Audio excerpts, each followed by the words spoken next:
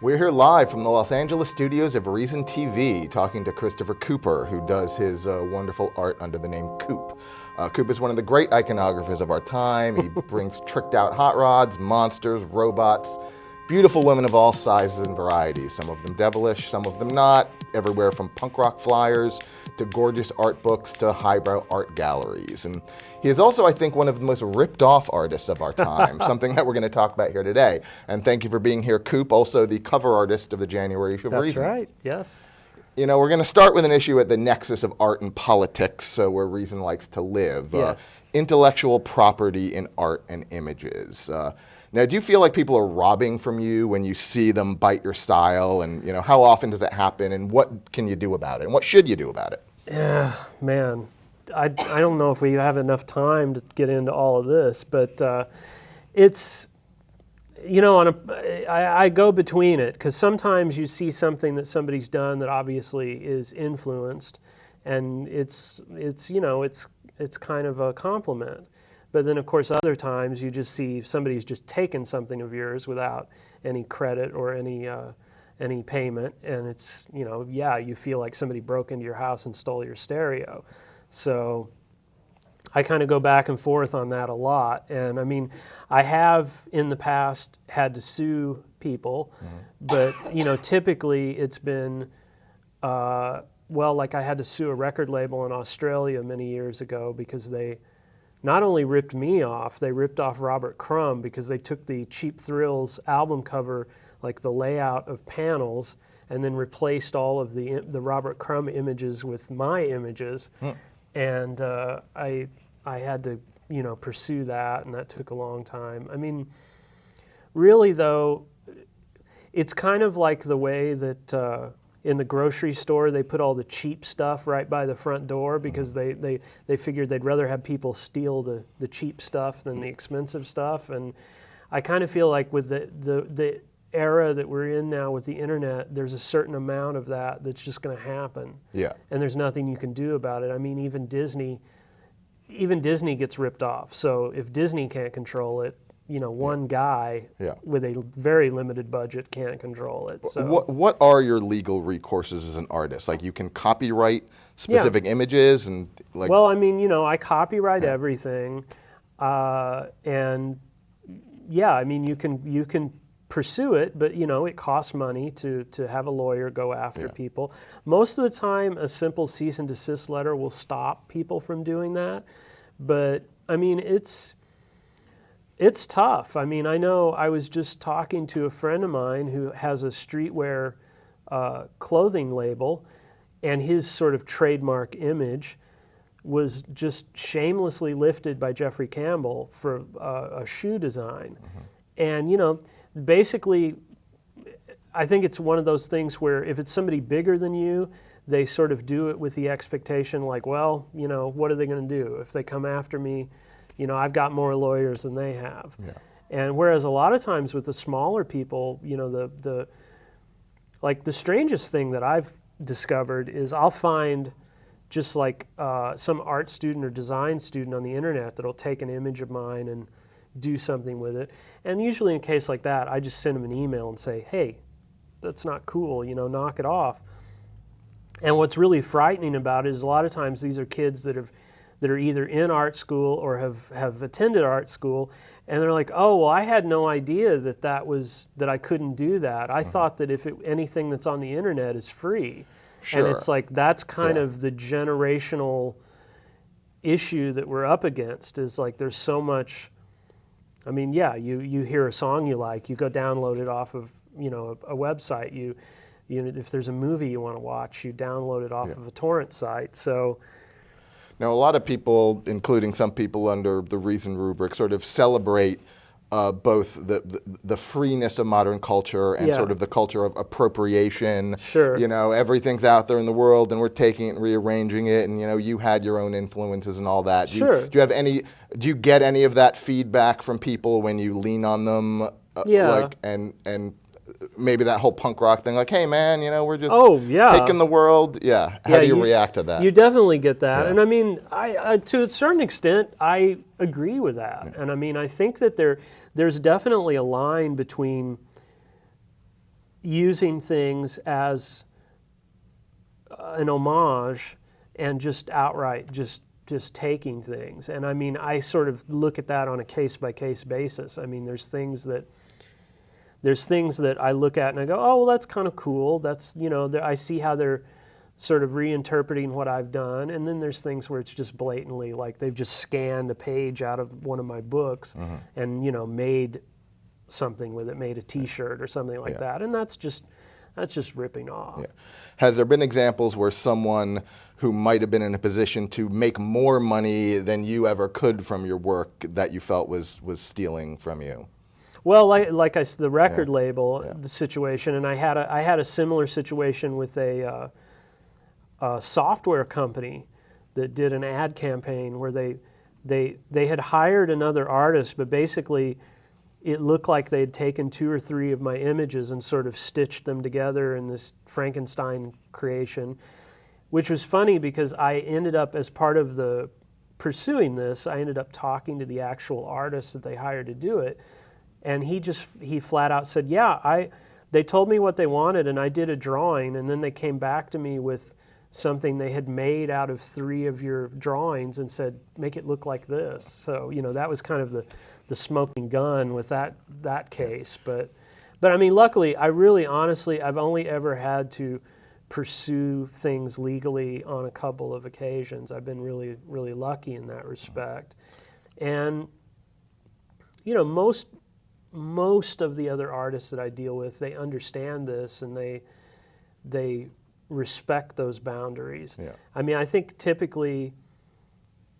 what you see now is a lot of people that there are these amazing tools on the internet. You can make your own movie. You can do so many things using your computer at home that a lot of people, we're moving into this era of this just kind of cut up appropriation culture where people think if they take 2 things they didn't create and stick them together, that they've created something. I was just talking to the great artist Coop here about how he has achieved the extremely rarefied status of a successful working freelance entrepreneurial artist. He's talking a bit about his career doing record covers for labels like Bomp and Sympathy for the Record Industry, and he was saying that one of the keys was working continuously since he was 16. Yes, and I mean, it's, that's the thing, is when you're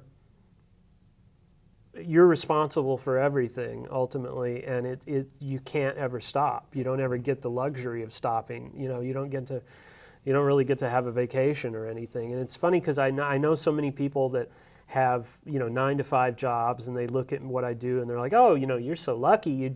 You can do whatever you want whenever you want. And it's like, well, no, I probably work more hours than you do, when it comes down to it. And I mean, because even if I'm not sitting at a table drawing or standing in front of a canvas painting, I'm on the computer answering emails and dealing with the business part of what I do. And that stuff never stops. Yeah. And it's, I mean, like anyone who owns their own business. I mean, it's just I'm not selling widgets, but it's a lot of the principles are very much the same. In the internet age, there's a lot of talk with creative artists, writers, you hear it from a lot, whether you should ever work for free. What are your thoughts if you're starting out on working for free for exposure or whatever that's supposed to get you? Well, that's actually a good question, because that's something that I try to impress on artists, like younger artists, that if you work for free, you will always work for free, because nobody will ever feel the need to pay you.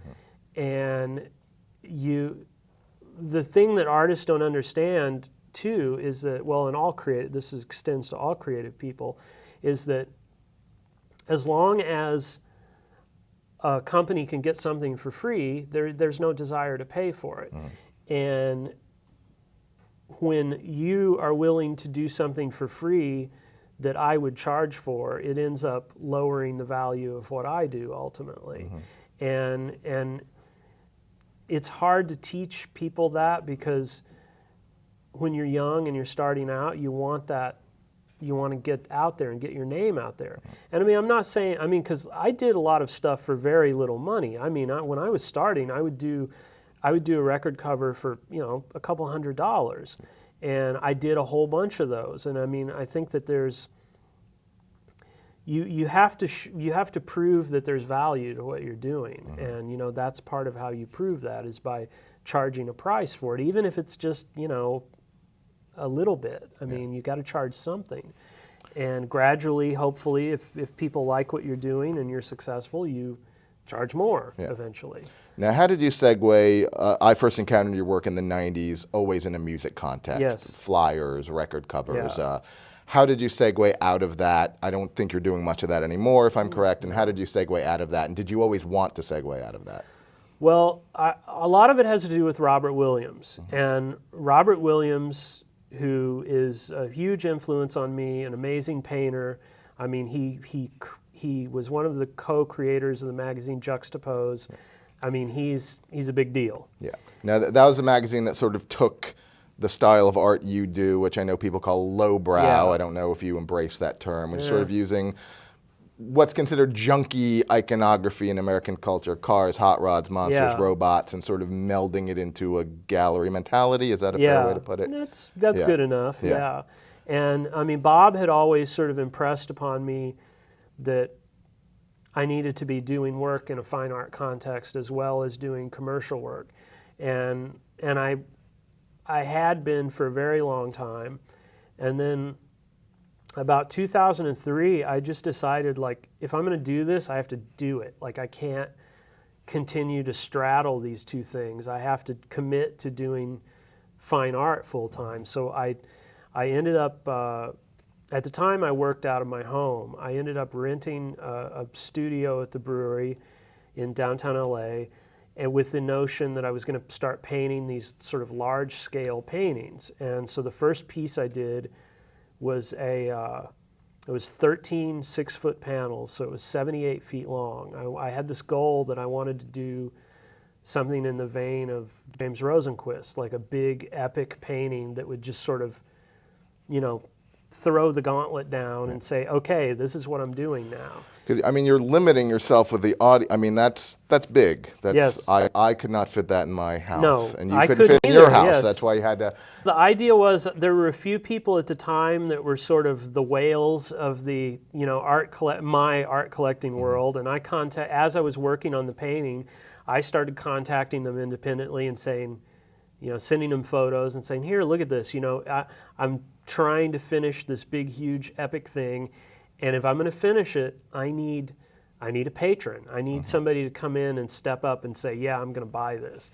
And eventually that did happen. And I had someone purchase it or agree to purchase it at about the halfway point of the completion. So at that point, I was able to just do the rest of the work and not worry about what I was going to do with it.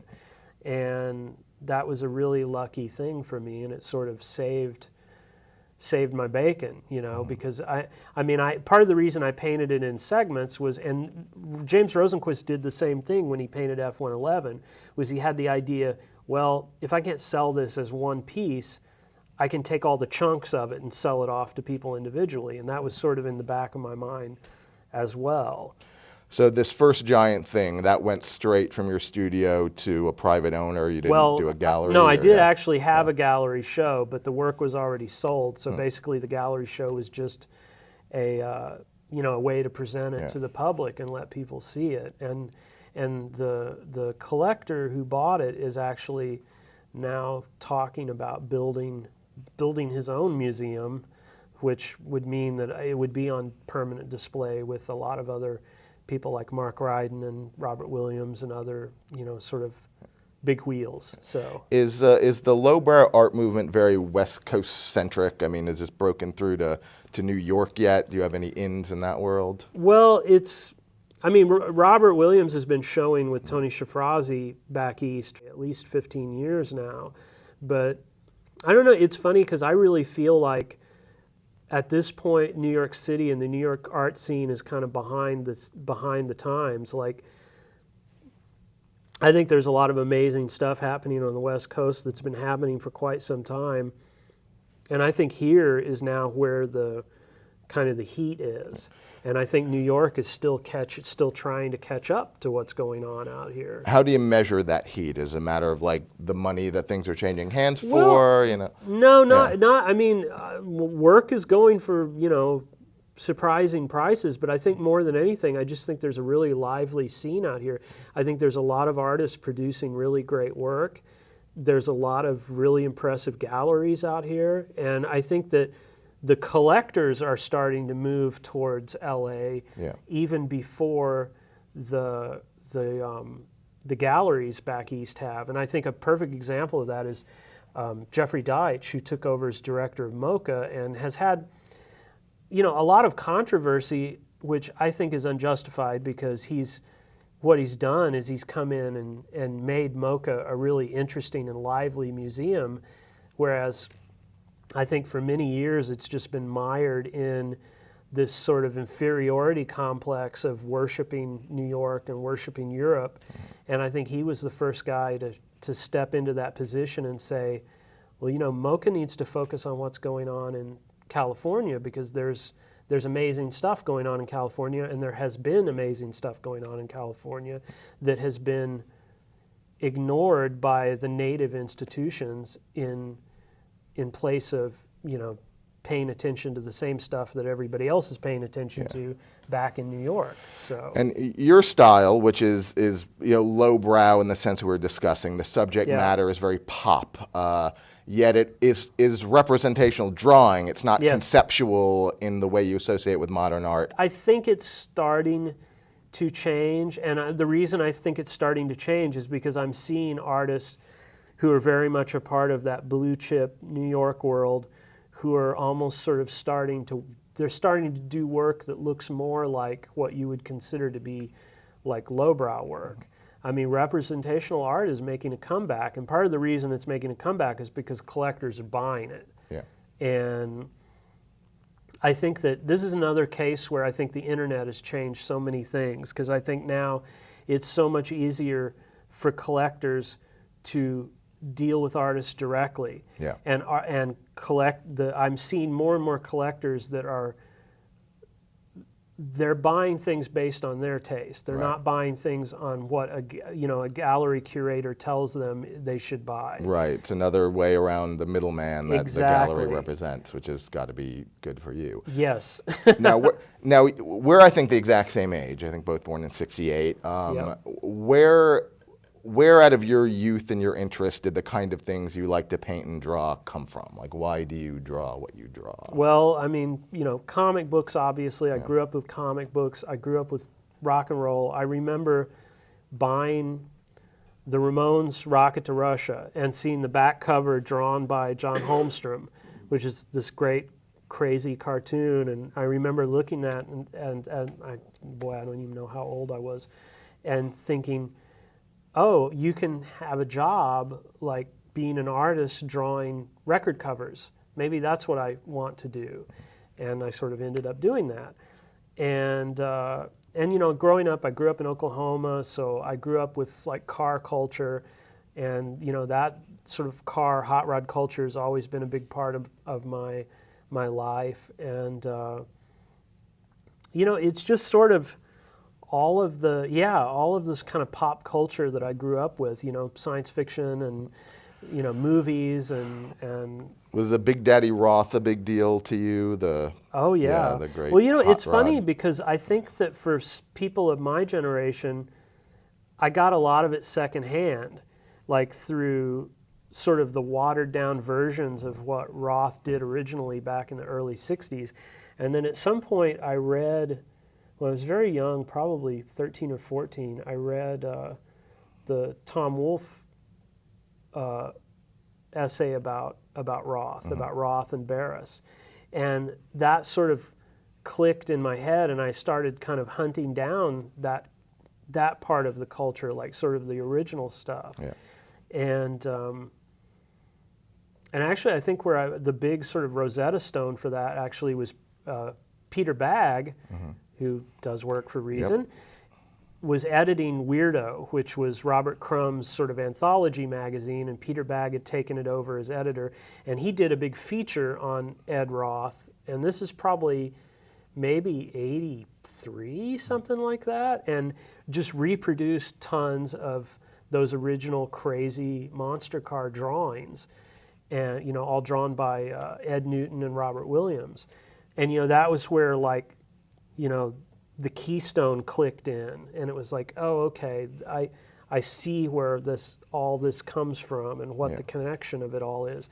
And the style of all that stuff just fit in so well with, because I was very much into like punk rock at the time, and the anarchic style of it, and the sort of outlaw, middle finger in the air to society, really, it made a connection with me. Now you've taken all that and in an entrepreneurial way brought it into the gallery world. And I follow your Twitter stream, which I think is one of the great Twitter streams of all time. I recommend everyone do it. So I've picked up that your politics for someone from the art world and even the music world tend to be a little more right libertarian than usual. And I think I sense a little frustration on your part about being surrounded by so much goofy leftism. Is that accurate? And what is it like having right libertarian market sympathies in a lefty culture world? Yeah, I don't know. I mean, yeah, you do obviously deal with that a lot in the art world, but it's I mean, I don't know. My politics, it seems like as I get older, I get more radical. Like I'm almost like, I feel like I'm almost like a full-on anarchist at this point. Like I'm so frustrated with both sides of the argument at this point, and people's inability to look past this sort of, rah-rah, like my team wins, your team loses mentality, to actually look at what's happening. And I just sort of, I don't know, I feel like people are just like giving away their freedom piece by piece and they're not even getting anything in exchange for it, you know, and it kind of makes me crazy. Yeah. And part of it is, I don't know, I think maybe part of it is growing up in a place like Oklahoma, and I mean, there's sort of like, libertarian philosophy is almost like part of your DNA if you grow up in that part of the world. Really? I mean,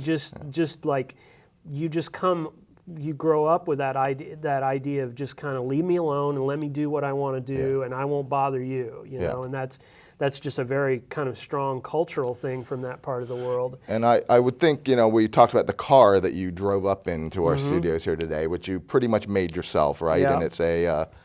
It's a 1929 Model A Ford sedan hot rod. Yeah. And I had a series of car projects, and then at one point I had finished I built a 55 Chevy pickup, and I traded it for the pieces of this car. And basically it was an abandoned project that somebody never finished. And I spent about 6 years putting it back together and rebuilding it and changing things on it. And of course I had help from a lot of my friends. Sure. And I got it on the road. Actually, I got it on the road a week before I had the opening for the painting that I just described. And I've been driving it ever since. Yeah. That's more or less, I mean, it's a daily driver for me, basically. So, making cars, making art, rebel, a runner. Coop, thank you so much for coming to Reason TV's LA studios and talking to us today. It has been a pleasure, and thank you all for watching.